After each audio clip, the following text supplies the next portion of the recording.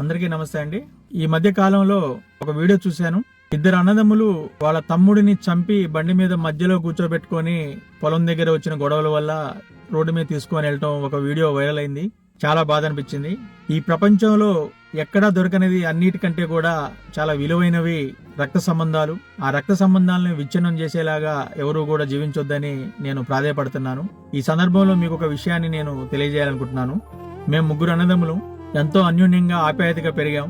మా అమ్మ చిన్నప్పుడు నాకు చెప్తూ ఉండేది, అన్నయ్యలను గౌరవించాలి, అన్నయ్యలతో మంచిగా ఉండాలని నాకు చిన్నప్పటి నుంచి చెప్తూ ఉండేది. మా ముగ్గురికి మ్యారేజ్లు అయిపోయినాయి.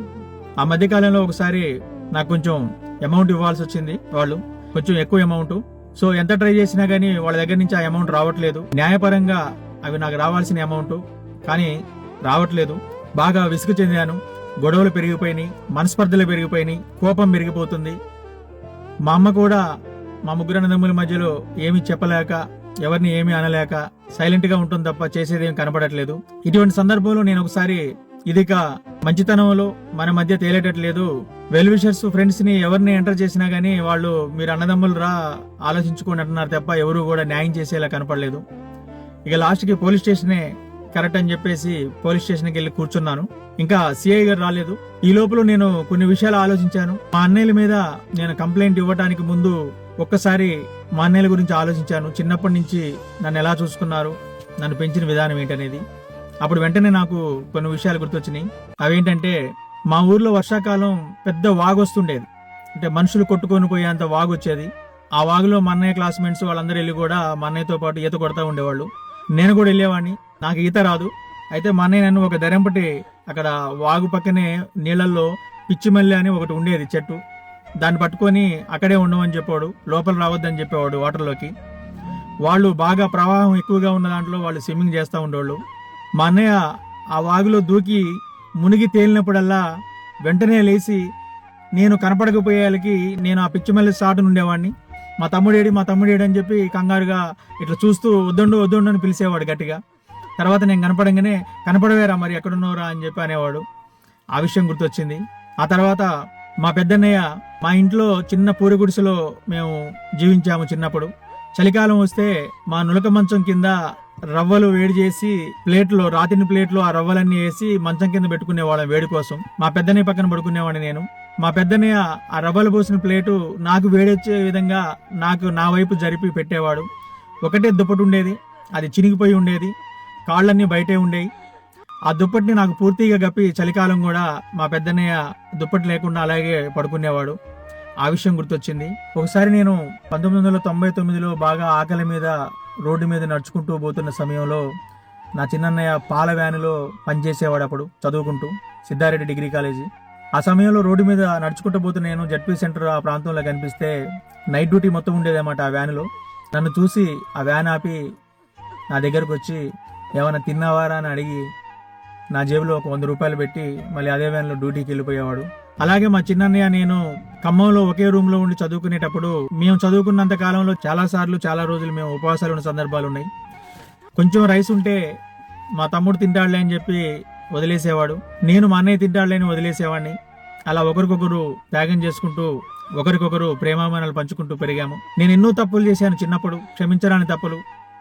నేను చేసిన ప్రతి తప్పులో కూడా నా అన్నయ్యలు నన్ను రక్షిస్తూ, ఎవరన్నా మీ తమ్ముడు ఇలా చేసి నేను ఇంటి మీదకి వచ్చినప్పుడు మా తమ్ముడు లేడని చెప్పటం, నన్ను దాచిపెట్టడం, నన్ను వాళ్ళు కంటికి రెప్పలా చూసుకున్న పరిస్థితులన్నీ నాకు గుర్తొచ్చాయి.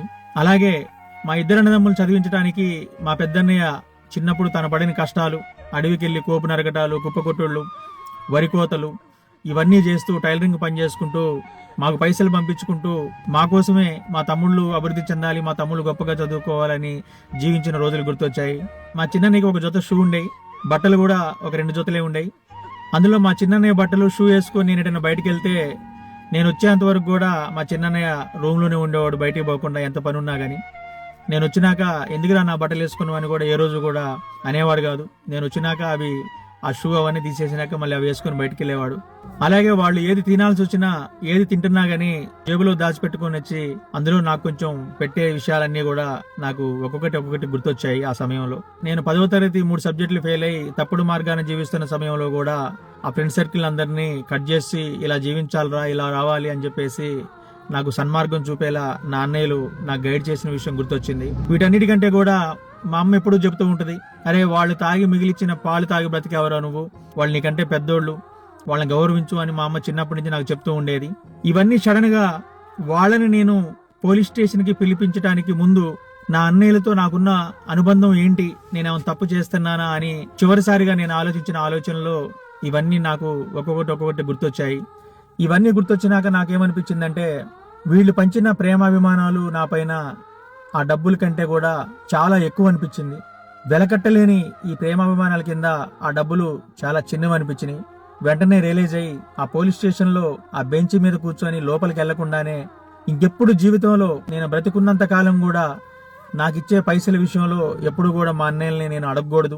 వాళ్ళు ఎక్కడ కలిసినా వాళ్ళని గౌరవిస్తూ పలకరించాలి. నా ద్వారాగా వాళ్ళని ఏ విధంగా ఇబ్బంది పెట్టే ప్రయత్నాలు గాని, పరువు నష్టం కలిగించే విషయాలు గాని చేయకూడదనే ఒక సదుద్దేశంతో అన్నిటినీ వదిలేసుకొని నేను కేవలం నా అన్నయ్యల మీద ప్రేమను మాత్రమే ఈ గుండె నిండా నింపుకొని జీవిస్తాను కూడా. వాళ్ళు నాతో ఎలా ఉంటున్నారు, నాపై ఎలా ఉన్నారు, నా మీద ప్రేమ వాళ్ళ మనసులో ఎలా ఉన్నది అనేది నాకు అనవసరం. నేను బ్రతుకున్నంత కాలం వారితో ఎటువంటి మనస్పర్ధలు లేకుండా, ఎటువంటి ఆర్థిక లావాదేవీలు ఉన్నా కానీ వాటన్నిటిని పక్కన పెట్టి నేను నా అన్నయ్యలతో ప్రేమానురాగాలతో జీవించాలని స్ట్రాంగ్ గా డిసైడ్ అయ్యాను. సో నేను అందరికీ చెప్పేది ఏంటంటే, ప్రతి మనిషి పుట్టేది చావడానికే. ఆ చావు అనేది ఖచ్చితంగా ఏదో ఒక రోజు ఎప్పుడో ఒకసారి ప్రతి ఒక్కరికి రాక తప్పదు, వచ్చి తీరుతుంది. సో ఇక్కడ ఎవరూ కూడా పర్మనెంట్ గా ఉండడానికి రాలేదు.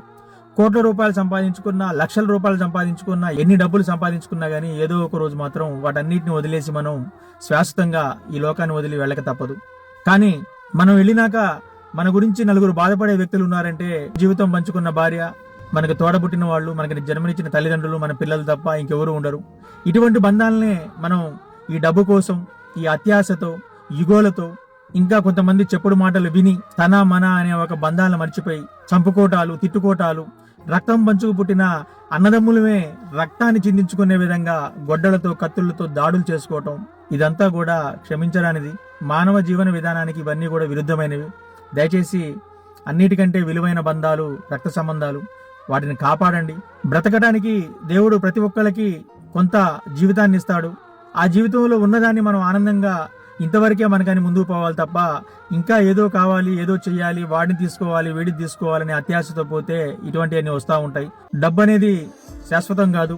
డబ్బు ఏమైనా చేపిస్తుంది, మంచి వాళ్ళని చెడ్డవాళ్ళగా మారుస్తుంది, అయిన వాళ్ళని దూరం చేస్తుంది, కాని వాళ్ళని దగ్గరగా చేస్తుంది.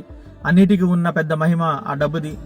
ఆ డబ్బు మన దగ్గరికి ఎంత ఎక్కువ వస్తున్నప్పుడు మనం అంత జాగ్రత్తగా ఉంటే జీవితాన్ని ముందుకు తీసుకుపోతాము. ఒకప్పుడు ఏమీ లేని పేదరికమైన పరిస్థితుల్లో ఉన్నప్పుడు అందరం కూడా ఎంతో ప్రేమ ఆప్యాయతలతో జీవించాము.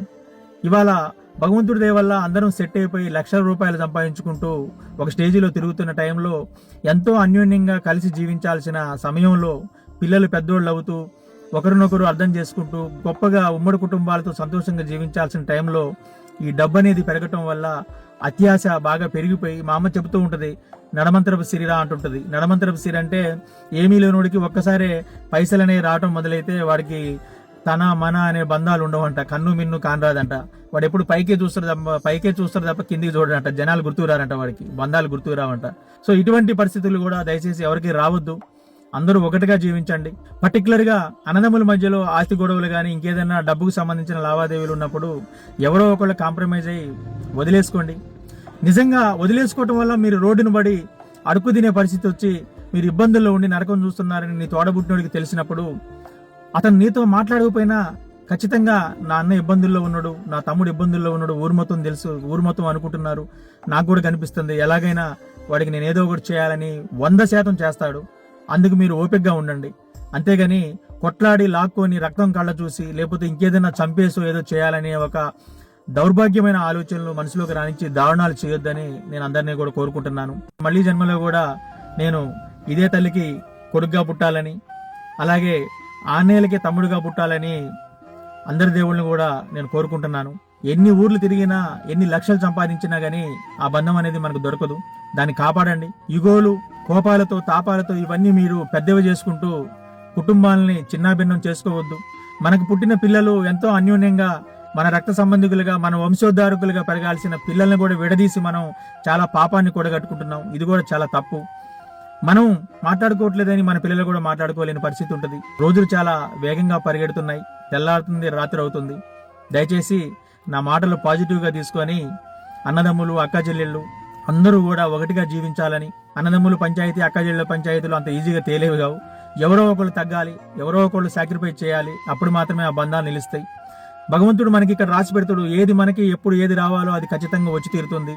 ఏది మనది కాదో, మనం ఎంత పోరాడినా, మనం ఎంత యుద్ధం చేసినా, ఎంత మందిని గాయపరిచినా, ఎన్ని హృదయాలని చిందనం చేసినా గానీ అది మనకు రాదు. ఇది మాత్రం మీరు స్ట్రాంగ్గా గుర్తుంచుకొని మీరు మంచి జీవన విధానంతో జీవిస్తే దేవుడు మీకు కావాల్సిన అన్ని మీకు తెలియకుండానే మీకు ఇచ్చేస్తుంటాడు. అవన్నీ మీ వెనకొస్తూ ఉంటాయి. నా మెసేజ్ని మీరు పాజిటివ్గా తీసుకుంటారని ఆశిస్తూ అందరూ బాగుండాలని కోరుకుంటూ మీ ఉద్దండు. Thank you.